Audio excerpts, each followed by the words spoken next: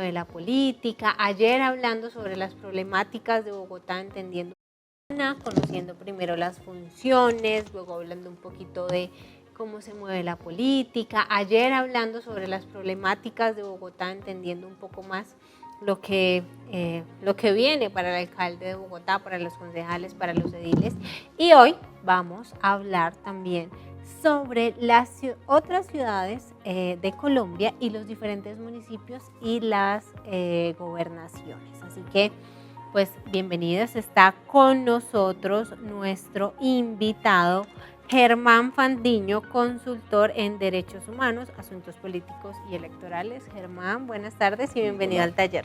Hola, muchas gracias por la invitación. Bueno, el micrófono. Gracias por estar aquí, gracias por estar compartiendo con nosotros una vez más. Bueno, hoy hablando sobre estas problemáticas también que a las que se enfrentan los diferentes alcaldes en otras ciudades y municipios. Pues tenemos unas perspectivas de otra ciudad también que pues nos contaron cuáles eran las personas, nos contaron cuáles eran las problemáticas que ellos creían a las que se iba a enfrentar el nuevo alcalde de esta ciudad en Barranquilla.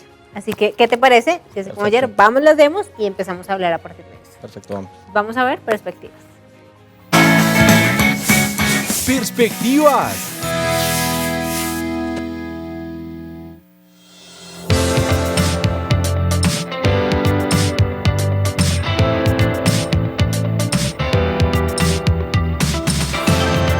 Nuestro próximo alcalde tiene que enfrentar primero la inseguridad. Es un fenómeno que aqueja a todas las personas en todos los estratos y en todos los sectores. Los barranquilleros y los que no somos de Barranquilla, pero vivimos en esta ciudad y la queremos como la puerta de oro de Colombia, nos sentimos inseguros. No podemos salir, estamos pendientes que a qué hora nos van a atracar, a qué hora los comerciantes tienen dificultades con el fleteo. Entonces es uno de los problemas más grandes, y otro problema es el de mirar la problemática de los arroyos. La administración anterior hizo algunas obras para mejorar esta situación, pero sin embargo cada vez que llueve Barranquilla tiene serios problemas con los arroyos, muertes y pérdidas de autos porque los arroyos se los llevan. El alcalde debe empoderarse y atacar la inseguridad ante todo, porque nos mantiene con miedos incluso hasta salir. Sigue lo que es las extorsiones a los comerciantes, a los emprendedores. Inicia un proyecto de trabajo que realmente se ve truncado por las extorsiones.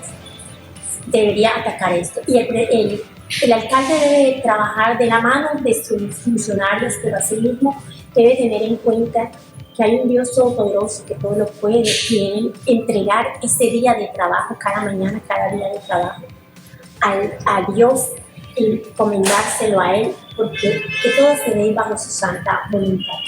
Para este periodo, esta alcaldía que se aproxima, pienso que el próximo alcalde de la ciudad de Barranquilla tiene que enfrentar un poco la inseguridad. Está afectando demasiado todos los sectores, y también tiene que enfrentar un poco los problemas de infraestructura.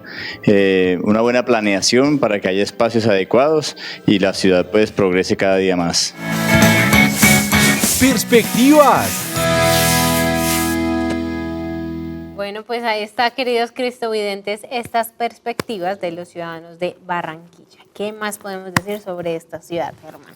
Bueno, pues de esta ciudad me llama la atención que hacen referencia a los dos problemas más acuciantes que se identificaron en la última encuesta de percepción ciudadana, en la que se hablaba que el problema principal es la inseguridad, y el segundo más importante para los barranquilleros es la falta de oportunidades de empleabilidad.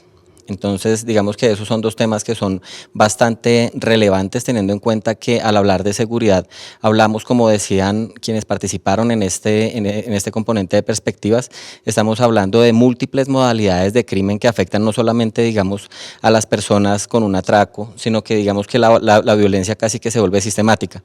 Cuando hacían referencia a las extorsiones, estamos hablando de estrategias de control territorial bastante organizadas, en las cuales hay unas dinámicas de de violencia que se perpetúan y que ya no son ocasionales, como podría ser un atraco, como podría ser una situación de violencia de convivencia ciudadana, sino que ya se hace regular, se normaliza y muchas veces las personas por el miedo, por la falta de confianza con las autoridades, legitiman este tipo de actuaciones para evitarse más problemas. Entonces digamos que por una persona que denuncie pueden haber 7 u 8 que compran esa dinámica y evitan los problemas a partir de reconocer, digamos, la realidad de facto del control y del poder territorial. Entonces de allí que las estrategias que se requieren en materia de seguridad ciudadana para este tipo de vulneración al derecho de los ciudadanos, pues requieren un compromiso bastante serio, porque tenemos que distinguir un poco, que me parece algo muy importante aclarar en el programa, y es que hay que distinguir entre las modalidades de violencia y las afectaciones a la seguridad ciudadana en los territorios urbanos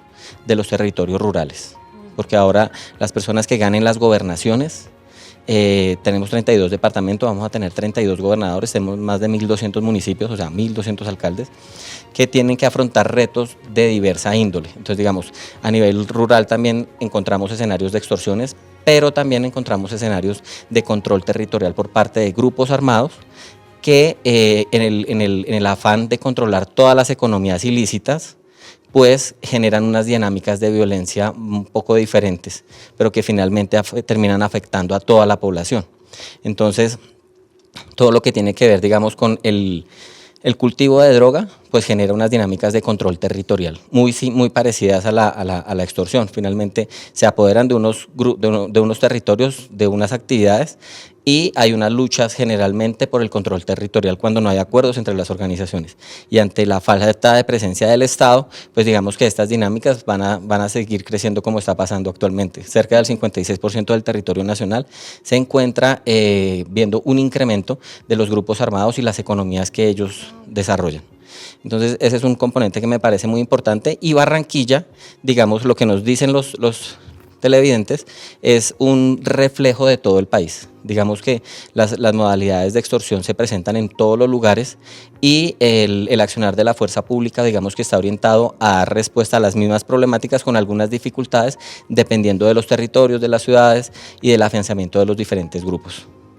Bueno, pues ahí está esta problemática que también se presenta en otras partes del país. Bueno, hablemos un poco antes de irnos a los municipios, porque me parece muy interesante que hablemos también de los municipios sobre las otras ciudades principales, Medellín, Cali, Bucaramanga. Bueno, de Medellín yo creo que uno de los principales retos, y digamos saliéndonos un poquito de este tema de la seguridad, es que Medellín fue declarado un distrito especial de ciencia, tecnología e innovación. Entonces, creo que el principal reto, aparte pues obviamente de los temas de corrupción que vemos todos los días, la polarización política, radica en honrar ese nombre que se le dio a la ciudad por ley y garantizar precisamente que se desarrollen las dinámicas adecuadas desde la formación hasta el apoyo a los emprendimientos, la comercialización, y garantizar que este tipo de emprendimientos realmente digamos que sean el eje de desarrollo de esta ciudad. Una ciudad que ha venido siendo golpeada por múltiples modalidades de crimen, desde el componente, digamos, del narcotráfico, que generó una cultura de la ilegalidad, y que vemos que los combos todavía son una realidad, que hay algunas comunas que se encuentran bajo control de grupos armados, como bien señaló la Defensoría del Pueblo en su alerta temprana electoral, al igual que la misión de observación electoral. Entonces, digamos que aquí hay unos riesgos bastante grandes, digamos, previo a las elecciones y posterior a las elecciones. Entonces, ese componente me parece muy importante tenerlo en cuenta, porque cuando se ejerce un control territorial por parte de los grupos armados, no solamente condicionan el voto y la elección de los electores, valga la redundancia, sino que también la gestión pública puede llegar a estar condicionada. Entonces, ese es un componente importante. Digamos que de Cartagena me gustaría destacar que el componente de seguridad tiene un impacto muy grande, habida cuenta que es una ciudad que depende del turismo. Y todos hemos podido ver en las últimas noticias, digamos, los casos en los que por situaciones de convivencia, por malos acuerdos económicos entre operadores turísticos y turistas, se presentan agresiones, digamos, ahí hay un foco que hay que atender, y es potenciar el desarrollo turístico de esta ciudad, profesionalizarlo y generar dinámicas de control. Si bien es cierto, la economía de mercado que nosotros tenemos en el marco del liberalismo da para que las personas actúen de manera libre y no haya un control de precios, ni haya un control absoluto por parte de las autoridades, eso no exime de que haya un esfuerzo sostenido por parte del gobierno para garantizar que el componente turístico sea de calidad, sea de la más alta calidad, y que las personas que vienen de otros países o las personas que van de otras ciudades tengan una experiencia agradable, una experiencia que potencie el desarrollo turístico de toda la región. Entonces creo que ahí podría ser una parte en la que se centren, y el desarrollo, digamos, de la infraestructura tiene que tener muchísimo mayor control. Allá hemos podido ver cómo se presentan algunas dinámicas de construcción con condiciones bastante precarias, como pasó con los hermanos Quirós hace algunos años, donde se cayó un edificio y tuvieron que tumbar otros 5. Entonces creo que todo lo que tiene que ver con el control del desarrollo urbanístico en una ciudad turística es muy importante. De Bucaramanga me gustaría destacar que, al ser, digamos, la capital digamos, uno de los nichos de desarrollo urbano del norte de Santander, digamos que resulta acopiando y reflejando, digamos, las problemáticas que se presentan en la región.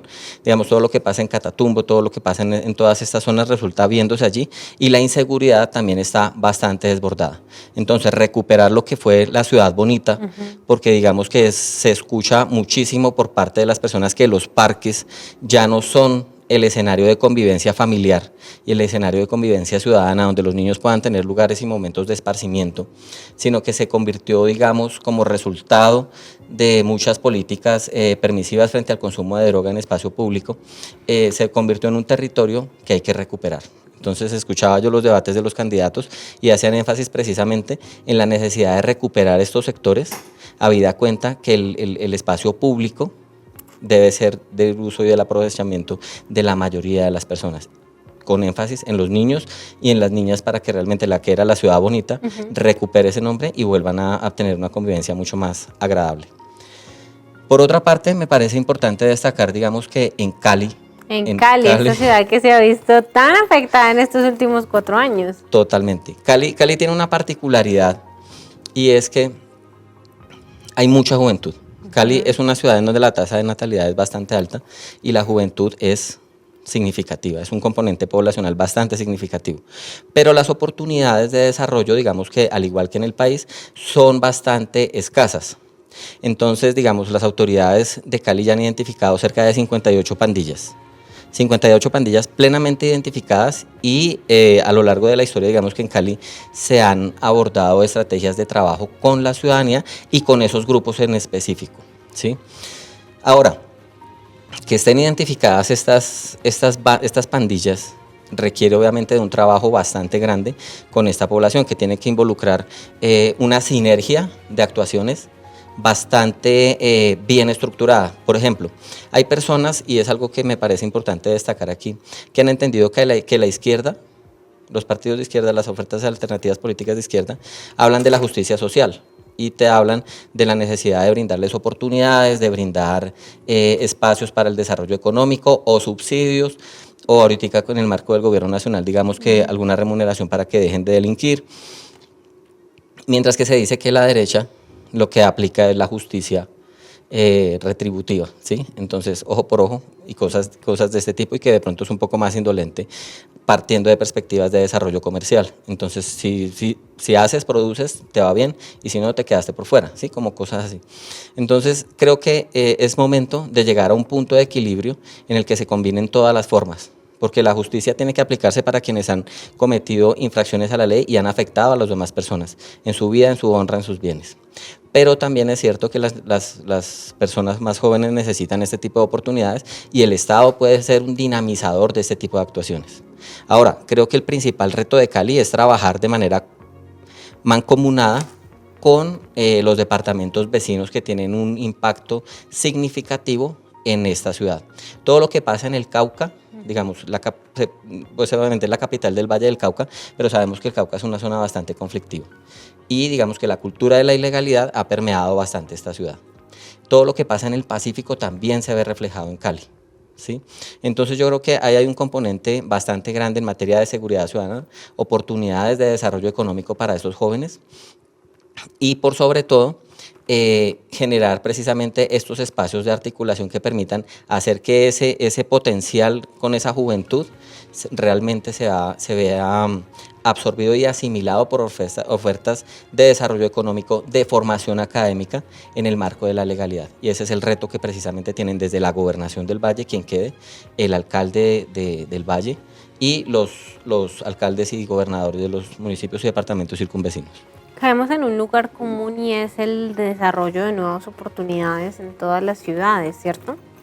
Totalmente. Yo creo que el país, digamos, como resultado de la pandemia, hubo una ralentización de todo el desarrollo económico y del aparato productivo. Ya nos hemos venido recuperando. Sin embargo, creo que esta recuperación no ha estado a la par de las necesidades, ¿sí? Y si a esto nosotros le sumamos la cultura de la ilegalidad, muchas personas piensan ya no tenemos capos en Colombia. Eso es mentira, ahora manejan un perfil más bajo. Pero digamos que la dinámica que generó la cultura del dinero fácil, mal llamado dinero fácil, y la cultura de la ilegalidad todavía permea mucho en nuestra sociedad. De allí que, digamos, hay personas que caen en la delincuencia por necesidad, sin lugar a dudas, pero también hay personas que caen en la delincuencia por codicia.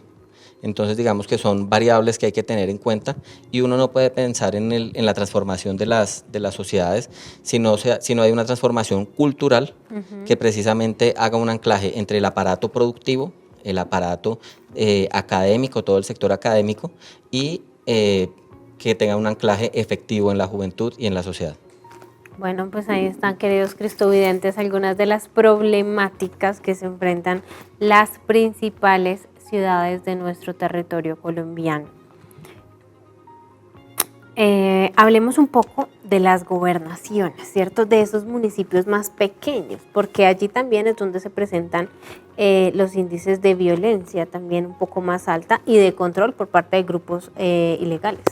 Correcto. Ese es un tema muy importante para estas elecciones, porque yo creo que venimos con una dinámica bastante precaria con respecto al quehacer de los gobernadores.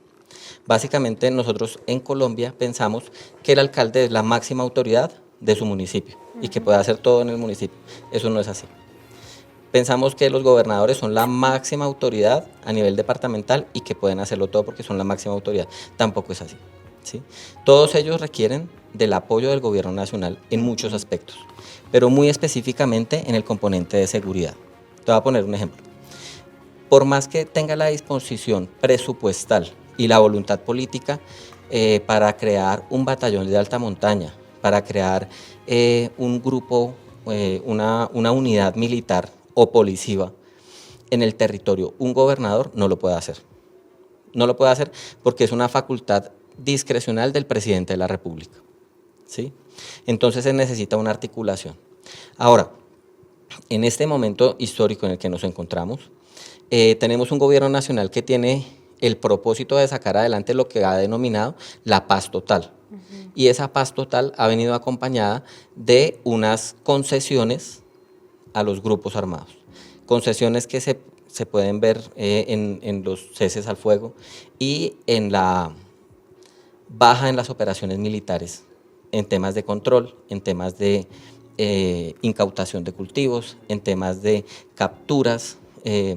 O sea, digamos que el aparato estatal se encuentra ralentizado sobre pretexto de esta paz total. Y esto ha generado que en los territorios se presenten unas dinámicas de violencia bastante significativas.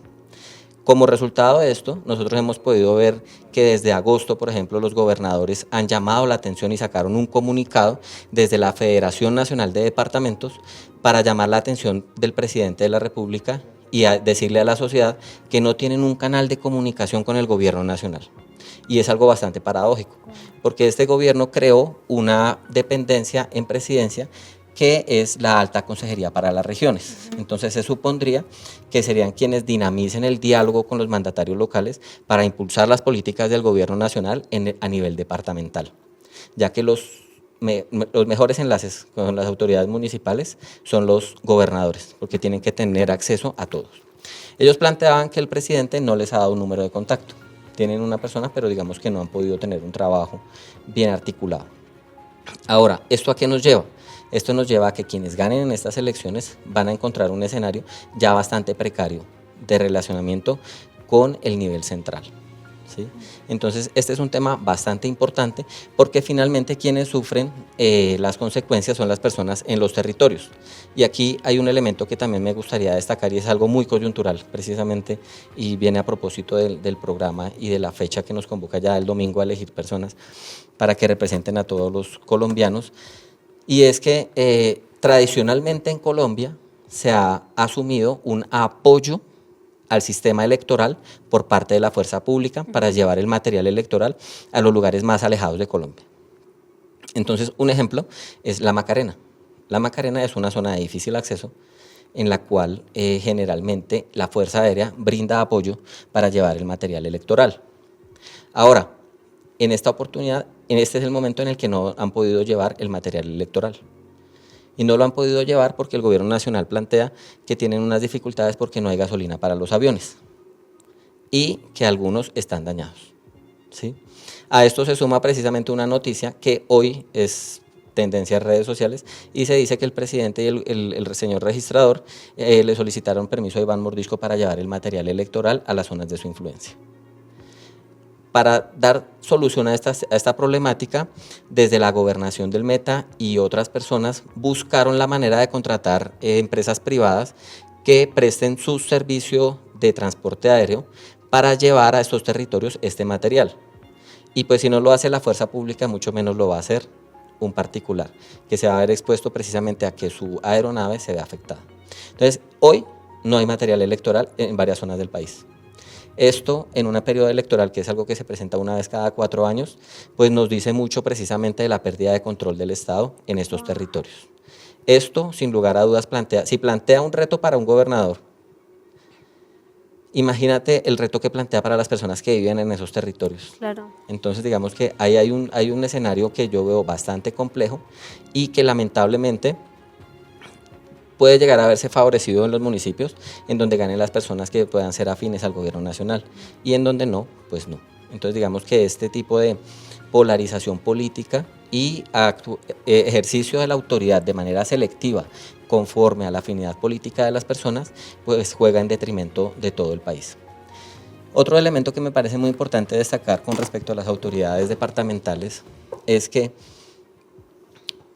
tienen el deber, las personas que lleguen, de contratar a las personas más idóneas para garantizar una adecuada ejecución de recursos, pero por sobre todo la obtención de recursos, ¿sí? Porque los departamentos y los municipios afortunadamente tienen dependencias con las cuales se apoyan. Por ejemplo, todos los departamentos de Colombia se encuentran vinculados en la Federación Nacional de Departamentos, que es una entidad sin ánimo de lucro que brinda un apoyo técnico, jurídico y financiero a los departamentos para acceder a recursos, para hacer convenios internacionales, para hacer diferentes tipos de actuaciones. Entonces, digamos, allí hay una fuente de oportunidad bastante grande para que miren cómo solucionan los problemas de sus territorios. Y los municipios tienen la Federación Nacional de Municipios, que es donde están agremiados los municipios, que a veces no tienen, digamos, todo el conocimiento técnico y necesitan un apoyo, entonces ya están confederados. Digamos, estos son 2 oportunidades bastante interesantes que tienen para, digamos, buscar la manera de gestionar bien los recursos y anclarse en el desarrollo con un relacionamiento adecuado con empresas privadas, con los otros departamentos, con los otros municipios y con la nación. Creo que hay una oportunidad bastante significativa, pero el contexto que te planteaba inicialmente es algo que hay que tener en cuenta porque el panorama de relacionamiento al nivel departamental en este momento es muy precario. Wow, pues es una situación que preocupa, ¿cierto? Claro. Y que pocos conocemos, ¿no? Yo la verdad no había escuchado que el material electoral no había llegado. No, esa es una noticia de hoy. Precisamente la estaba escuchando y yo quedé sorprendido porque el gobernador del Meta planteaba esa dificultad. Entonces es algo bastante precario porque, digamos, que un avión de la Fuerza Aérea no tenga gasolina es algo que yo creo que ningún colombiano puede creer, ¿sí? Más parece un tema de voluntad política. Y eso es algo bastante importante porque a veces desestimamos el poder de la voluntad política para dar solución a los problemas públicos. Bueno, pues queridos cristovidentes, vamos a continuar hablando sobre este tema. Vamos a ir a una corta pausa y ya hablamos. Continuamos, queridos cristovidentes, aquí en Al Taller, hoy terminando este tema de conciencia electoral, conociendo nuestro país, la situación que viven hoy diferentes ciudades y municipios y también pues las gobernaciones en nuestro país. Tenemos 3 temas que plantea precisamente nuestro invitado para que terminemos y podamos juntos conocer el control por parte de grupos ilegales. Correcto. Ese es un tema muy importante para estas elecciones, porque yo creo que venimos con una dinámica bastante precaria con respecto al quehacer de los gobernadores. Básicamente nosotros en Colombia pensamos que el alcalde es la máxima autoridad de su municipio y que puede hacer todo en el municipio. Eso no es así.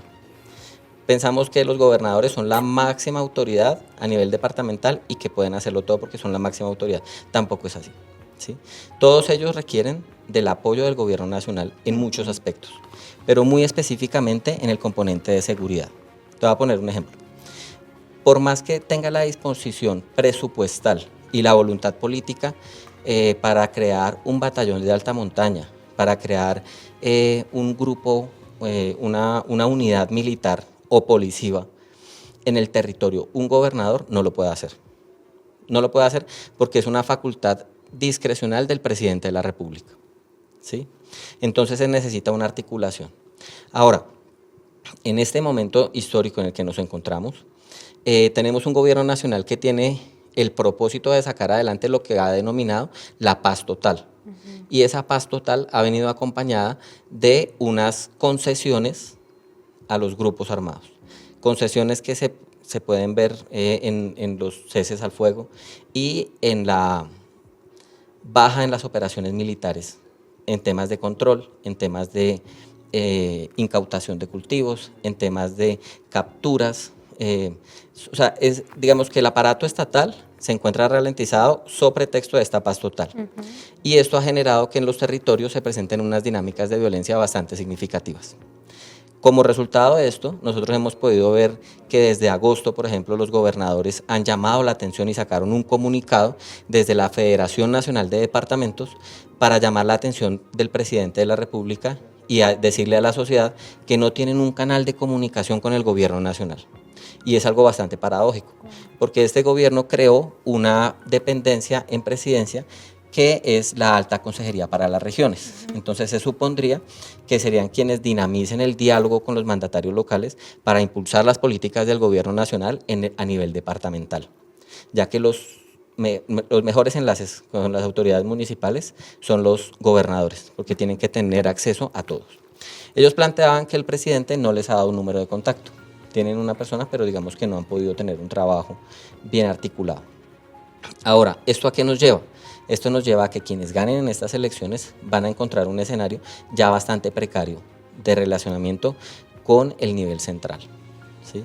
Entonces, este es un tema bastante importante porque finalmente quienes sufren las consecuencias son las personas en los territorios. Y aquí hay un elemento que también me gustaría destacar y es algo muy coyuntural precisamente y viene a propósito del programa y de la fecha que nos convoca ya el domingo a elegir personas para que representen a todos los colombianos. Y es que tradicionalmente en Colombia se ha asumido un apoyo al sistema electoral por parte de la fuerza pública para llevar el material electoral a los lugares más alejados de Colombia. Entonces, un ejemplo es La Macarena. La Macarena es una zona de difícil acceso en la cual generalmente la Fuerza Aérea brinda apoyo para llevar el material electoral. Ahora, en esta oportunidad, este es el momento en el que no han podido llevar el material electoral. Y no lo han podido llevar porque el gobierno nacional plantea que tienen unas dificultades porque no hay gasolina para los aviones y que algunos están dañados, ¿sí? A esto se suma precisamente una noticia que hoy es tendencia en redes sociales y se dice que el presidente y el señor registrador le solicitaron permiso a Iván Mordisco para llevar el material electoral a las zonas de su influencia. Para dar solución a esta problemática, desde la gobernación del Meta y otras personas buscaron la manera de contratar empresas privadas que presten su servicio de transporte aéreo para llevar a estos territorios este material. Y pues si no lo hace la fuerza pública, mucho menos lo va a hacer un particular, que se va a ver expuesto precisamente a que su aeronave se vea afectada. Entonces, hoy no hay material electoral en varias zonas del país. Esto en un periodo electoral, que es algo que se presenta una vez cada 4 años, pues nos dice mucho precisamente de la pérdida de control del Estado en estos territorios. Esto, sin lugar a dudas, si plantea un reto para un gobernador, imagínate el reto que plantea para las personas que viven en esos territorios. Claro. Entonces, digamos que ahí hay un escenario que yo veo bastante complejo y que lamentablemente puede llegar a verse favorecido en los municipios, en donde ganen las personas que puedan ser afines al gobierno nacional, y en donde no, pues no. Entonces, digamos que este tipo de polarización política y ejercicio de la autoridad de manera selectiva, conforme a la afinidad política de las personas, pues juega en detrimento de todo el país. Otro elemento que me parece muy importante destacar con respecto a las autoridades departamentales es que tienen el deber, las personas que lleguen, de contratar a las personas más idóneas para garantizar una adecuada ejecución de recursos, pero por sobre todo la obtención de recursos, ¿sí? Porque los departamentos y los municipios afortunadamente tienen dependencias con las cuales se apoyan. Por ejemplo, todos los departamentos de Colombia se encuentran vinculados en la Federación Nacional de Departamentos, que es una entidad sin ánimo de lucro que brinda un apoyo técnico, jurídico y financiero a los departamentos para acceder a recursos, para hacer convenios internacionales, para hacer diferentes tipos de actuaciones. Entonces, digamos, allí hay una fuente de oportunidad bastante grande para que miren cómo solucionan los problemas de sus territorios. Y los municipios tienen la Federación Nacional de Municipios, que es donde están agremiados los municipios, que a veces no tienen, digamos, todo el conocimiento técnico y necesitan un apoyo, entonces ya están confederados. Digamos, estos son dos oportunidades bastante interesantes que tienen para, digamos, buscar la manera de gestionar bien los recursos con un relacionamiento adecuado con empresas privadas, con los otros departamentos, con los otros municipios y con la nación. Creo que hay una oportunidad bastante significativa, pero el contexto que te planteaba inicialmente es algo que hay que tener en cuenta porque el panorama de relacionamiento al nivel departamental en este momento es muy precario. Wow, pues es una situación que preocupa, ¿cierto? Claro. Y que pocos conocemos, ¿no? Yo la verdad no había escuchado que el material electoral no había llegado. No, esa es una noticia de hoy. Precisamente la estaba escuchando y yo quedé sorprendido porque Wow. el gobernador del Meta planteaba esa dificultad. Entonces es algo bastante precario porque, digamos, que un avión de la Fuerza Aérea no tenga gasolina es algo que yo creo que ningún colombiano puede creer, ¿sí? Más parece un tema de voluntad política. Y eso es algo bastante importante porque a veces desestimamos el poder de la voluntad política para dar solución a los problemas públicos. Bueno, pues queridos cristovidentes, vamos a continuar hablando sobre este tema. Vamos a ir a una corta pausa y ya hablamos.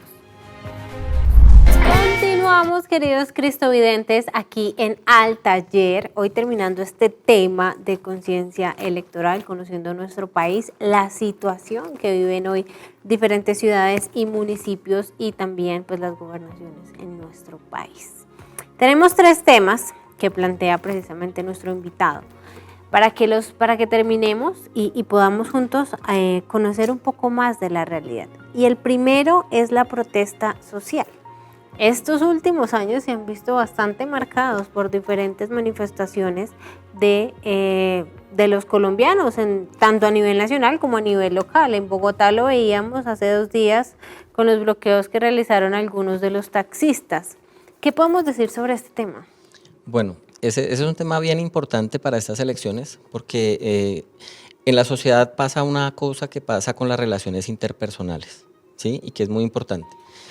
Todo lo que tú permites y toleras se vuelve costumbre, ¿sí? Si tú permites y toleras el maltrato, si tú permites, pues luego va a ser mucho más difícil que tú salgas de una relación en la que hay respeto y hay maltrato, ¿sí? A nivel social ocurre exactamente lo mismo. Si se permiten y si se toleran ciertas conductas, lo más seguro es que las personas que las ejecutan no tengan ningún incentivo para dejar de hacerlas, ¿sí? Ahora, ¿qué pasa con la protesta social? Durante el desarrollo de la campaña presidencial, previo a la campaña presidencial, se desarrolló un ejercicio de protesta marcado, digamos, con unas causas que uno podría considerar legítimas y que yo creo que todos los colombianos las vivimos, absolutamente todos, de una u otra manera, que fueron las restricciones de la pandemia, la caída de la economía, las dificultades obviamente en materia de salud física y mental que traían esas restricciones en materia de salud. Y posteriormente, pues obviamente una reforma tributaria en un momento tan complejo que generó, digamos, que el espacio para que se presentara una protesta social que inicialmente era absolutamente legítima, en la cual participaron actores sociales de todos los colores, de todas las edades, pero posteriormente, como ocurre en muchos aspectos de la sociedad, pues digamos que llegan las personas que capitalizan estos escenarios y lo capitalizan desde diferentes ángulos, desde diferentes bandos. Ahora, electoralmente, esto fue, digamos que parte de una estrategia que le permitió a muchas personas hacer sentir muchísimo más su voz, a partir de lo que hablábamos ayer, ¿no? Que es mover las emociones de las personas hacia ciertas causas. Ahora, se ha legitimado mucho este tipo de protesta. Entonces es muy común y es un lugar común, pero eso no es de ahora, sino de siempre. Generalmente cuando tú ves una marcha en el centro de Bogotá, en el Día del Trabajo, en cualquier fecha emblemática, lo que tú ves es que hay unas personas que asumen una vocería, que nunca se tapan el rostro y que salen y dicen vamos a marchar por esta razón y por esta razón. Pero cuando ya después todo se sale del orden y el cierre siempre es un cierre épico y violento, ¿sí? Que conlleva obviamente a una respuesta de lo que era el ESMAD, pero entonces ahí ya nadie se responsabiliza. Ahí sí ya dicen, no, eran unas personas que se infiltraron, eran unas personas que no se presentaron. Ahora, en este contexto se van a tener que ver enfrentados los alcaldes y gobernadores que van a ganar en este domingo. O sea, hay muchas personas que han entendido que la protesta social con el ejercicio de la violencia es legítima, ¿sí? La defensa política de varios actores hacia la primera línea, a pesar de todo lo que pasó, genera un contexto político que nos dice que es posible que se pueda tratar de reactivar ese tipo de conductas siempre que haya un descontento social o haya la iniciativa por parte de algunos grupos para activar estos mecanismos de protesta. ¿Cuál es el reto y el desafío? El principal reto y el desafío para los alcaldes y gobernadores es generar. Ya hay muchas instancias de participación a nivel municipal y departamental, pero creo que lo más importante en este momento es generar un fortalecimiento de las instancias de participación con la ciudadanía, con los gremios, con los empresarios, con todos los actores sociales para garantizar que toda actividad de inconformidad, toda actividad de reclamo sea bien tratada en mesas de diálogo, donde hayan espacios de concertación y de acuerdo, porque los problemas sociales se resuelven con acuerdos, con consensos, con diálogo, buscando hacer un diagnóstico compartido. A veces desde los escritorios las personas no logran dimensionar todo lo que ocurre en la calle, o hay personas que en la calle no logran dimensionar todo lo que pasa en un escritorio que es igual de importante o más, ¿sí? Entonces cuando se hace un ejercicio de diálogo respetuoso en el que se aprenda de todos, así es que se solucionan los problemas, rompiendo infraestructura pública, rompiendo infraestructura privada, dañando sistemas de transporte. Lo único que se hace es crear una dinámica de presión social casi extorsiva para garantizar el cumplimiento de los deseos de los grupos de presión que están haciendo las cosas. Con respecto a lo que hablabas tú del ejemplo de la protesta de los taxistas, veía yo con sorpresa y salió en las noticias que a un taxista los compañeros lo amenazaron y le dijeron o sale a protestar o le rompemos los vidrios. Wow. ¿Sí? Entonces yo digo, ese tipo de expresiones de violencia, no solamente con la persona que eso puede garantizarme a mí mis derechos, sino con los demás y con la sociedad, porque esa es la lógica, digamos, de la protesta social. Es decir, yo genero una afectación. Si yo estoy siendo afectado, salgo y bloqueo, genero una afectación a otros cientos de miles de personas para que usted me escuche y vea que esto es serio. O sea, esa no puede ser la manera. Tú no puedes velar por la garantía de tus derechos afectando los de cientos de miles de personas o millones de personas. Entonces creo que ahí ese es un escenario que hay que cerrar a partir de espacios de diálogo y de concertación que se asuman con responsabilidad, porque no se puede sentar a la gente a decirle lo que quiere oír en un momento determinado para después no cumplirle. Sí, total. Eso es muy cierto y es preocupante, pero bueno, pues vamos a ver entonces cómo enfrentan estos retos que hemos planteado a lo largo de estos 2 días los diferentes gobernantes. Pues resulta que tenemos un video para que todos ustedes, queridos cristovidentes, salgan a votar este próximo domingo y lo hagan bien. Muchas veces, y lo hablábamos ayer, los tarjetones quedan mal marcados, se anulan o no pedimos todos los tarjetones que nos dan en este caso para las elecciones. Así que bueno, pues vamos a ver este video de la registraduría en nuestra sección de la práctica. Pues vamos a ver La práctica. ¿Sabes cómo marcar las tarjetas electorales para votar en las elecciones territoriales 2023? A continuación te explicamos lo que debes hacer para marcar correctamente las tarjetas electorales que te proporciona el jurado de votación en la mesa. Para marcar la tarjeta electoral para los cargos de gobernador o alcalde, los ciudadanos deberán primero identificar al candidato de su preferencia a través de su fotografía, sus nombres y apellidos o el logo de la agrupación política a la que pertenece. Ya identificado, podrás señalarlo con una X o con cualquier otro signo sobre la casilla que contiene el candidato de tu preferencia. Podrás marcar con una X la casilla del voto en blanco. Para marcar la tarjeta electoral de las corporaciones, asamblea, consejo o juntas administradoras locales, deberás tener en cuenta si tu decisión es votar por una lista con voto preferente o no preferente.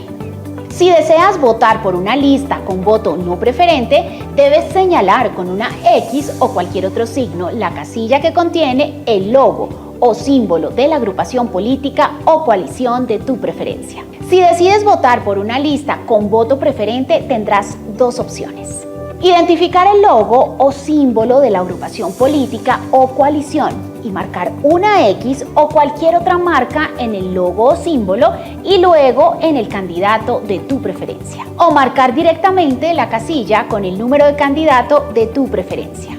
Si decides votar en blanco, deberás marcar sobre la casilla de esta opción. Para evitar que se anule tu voto, solo debes marcar una casilla. Recuerda que si te equivocas al marcar la tarjeta electoral, deberás devolverla al jurado de votación y solicitar una nueva. Bueno, pues queridos cristovidentes, ahí estaba esta invitación en nuestra sección de la práctica para que aprendamos a llenar el tarjetón y nuestro voto cuente. Pues tenemos un tema más para cerrar ya, ir cerrando este tema, y es el tema de la vivienda, de la construcción. Para nadie es un secreto que esto es algo que se ha caído bastante a lo largo de estos años, también en consecuencia por la pandemia, pero ¿qué retos enfrentan también los gobernantes con este tema? Bueno, yo creo que más que los retos, digamos, que enfrentan los gobernantes, es el reto que enfrentan los ciudadanos. Los ciudadanos se ven abocados a unas dinámicas de comercio bastante precarias porque tenemos unos criterios que políticamente se han vendido como válidos, ¿sí? Entonces, cuando hablamos de las ciudades, se habla de que hay que priorizar la densidad poblacional sobre la expansión urbana. ¿Qué quiere decir esto? Si tú tienes una ciudad con, te voy a poner un ejemplo, 10 metros cuadrados, 10 kilómetros cuadrados. La idea es que en esos 10 kilómetros cuadrados quepa la mayor cantidad de personas posible y no tengamos que expandirla a 11, ¿sí? Por el impacto ambiental que esto puede tener. Eso nos dicen las personas ambientalistas, eso nos dicen las personas. Ahora, cuando tú no amplías el espacio de construcción, el suelo se hace mucho más costoso. Y eso incrementa los niveles del costo de vivienda para compra o arriendo, perdón. Entonces, creo que es un elemento muy importante ver cuáles de estos líderes que se presentan para ser elegidos presentan alternativas en materia de vivienda, para facilitarle la vida a los constructores que están en el derecho legítimo de adelantar una actividad comercial de venta de vivienda, de construcción de vivienda, que jalona toda la economía, porque genera empleo, genera unas condiciones, o sea, para tú construir un edificio necesitas darle empleo a muchísimas personas, necesitas adquirir muchos bienes, mucho material, y esto ayuda a dinamizar la economía. Entonces creo que facilitar la construcción de vivienda, no solamente desde la perspectiva del derecho comercial de quienes lo hacen, sino de las personas que buscan acceso a la vivienda. Todo el sector de vivienda se encuentra caído y esto tiene un impacto no solamente en las cifras de microeconomía a nivel territorial, sino en la calidad de vida de las personas. Cuando las personas tienen que endeudarse con un crédito a unas altas bastante altas para poder acceder a vivienda con unos recursos bastante fijos, con un salario mínimo bastante precario, realmente la condición de vida se ve muy, muy mermada. Y no es casual que, por ejemplo, en Medellín hayan cerca de 30.000 niños identificados con desnutrición. Esto es solamente como la punta del iceberg.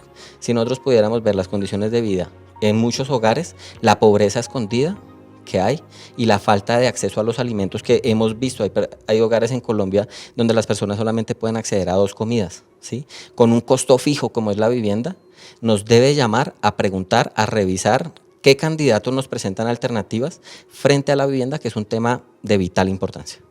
Bueno, pues ahí está, queridos cristovidentes. Muchísimas gracias, Germán, por todo lo que hemos aprendido, por todo lo que hemos conocido también de las diferentes realidades que se encuentran en los diferentes municipios, en las diferentes ciudades, y que bueno, nos mueven a todos a un llamado muy importante, y es salir a votar, pero votar con conciencia. ¿Qué invitación le quieres dejar así a modo ya de concluir a todos los cristovientes? Bueno, yo les quiero dejar dos reflexiones, 2 frases que a mí me fascinan y que creo que se la pueden apropiar no solamente para el periodo electoral, sino para sus vidas. La primera es que es una frase de un estratega americano que dice: planear no es pensar en las decisiones futuras. Planear es el ejercicio de pensar en el futuro de las decisiones presentes, ¿sí? ¿Eso qué nos quiere decir? No hay que pensar en qué decisión voy a tomar en 5 años. Lo que hay que pensar es cuál va a ser el impacto de la decisión que estoy tomando hoy en 5 años. ¿Sí? Okay. De allí la necesidad de que hagan un ejercicio responsable del voto y piensen no solamente en ustedes ni en las actuales generaciones, sino en el futuro, desde una perspectiva muy amplia, y no se dejen tocar las emociones. Por favor, manténganse racionales, manténganse fríos, manténganse analíticos y sean dueños de su conciencia, sean dueños de su voto. Y en segundo lugar, no llamemos líderes a quienes no lo son. Un líder es aquel que es capaz de jalonar el progreso de los demás y mejorar la calidad de vida de las personas. Si una persona no es capaz de mejorar la calidad de vida de las personas, no es un líder. Entonces, ese tiene que ser el principal rasero por el que tenemos que medir a las personas. ¿Han sido capaces de mejorar la calidad de vida de otros? ¿Cuál es el trasegar político que tienen? ¿Qué han hecho? Y a partir de allí, yo creo que uno de los grandes problemas de la sociedad colombiana es que caemos en personalismos. El uribismo, el petrismo, el santismo, cualquier ismo. O sea, nunca se permitan formar parte de esas colectividades. Lo que tiene que prevalecer es Colombia, su sociedad, y las personas somos transitorias. Lo que va a prevalecer es la sociedad que construyamos entre todos, desde el ejercicio de nuestras facultades críticas y pensando en una Colombia grande, próspera, desde las pequeñas acciones cotidianas, como el voto que vamos a hacer el día domingo. Pues muchísimas gracias, Germán, una vez más, por estar aquí, por acompañarnos. No, mil gracias a ustedes por la invitación, quedo muy agradecido. Pues queridos cristovidentes, a ustedes también muchas gracias por acompañarnos esta semana, por aprender juntos aquí en Al Taller sobre este tema de conciencia electoral, de